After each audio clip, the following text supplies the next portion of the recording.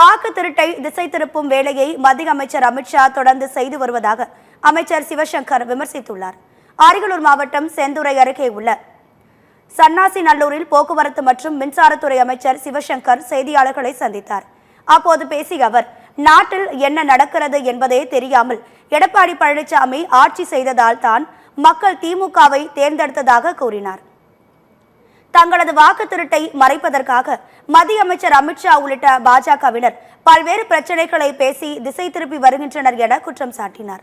வரும் சட்டமன்ற தேர்தலில் திமுக கூட்டணி வெற்றி பெற்று மீண்டும் ஆட்சி அமைக்கும் எனவும் அமைச்சர் சிவசங்கர் தெரிவித்தார்.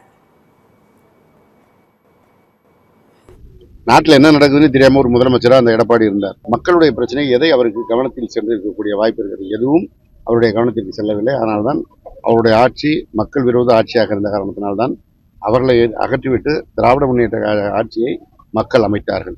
தங்களுடைய திருட்டை மறைப்பதற்காக திசை திருப்புகிற வேலை, அதுவும் அமித்ஷா தொடர்ந்து இது போன்றுதான் அவர் திசை திருப்புகிற பணியை செய்வார். சட்டமன்ற தேர்தல் வரப்போகிறது. திராவிட முன்னேற்ற கழகம் மாண்புமிகு திராவிட மாடல் முதல்வர் தளபதி அவர்கள் தலைமையில் மகத்தான வெற்றியை பெற்று ஆட்சி அமைக்க தான் போகிறது.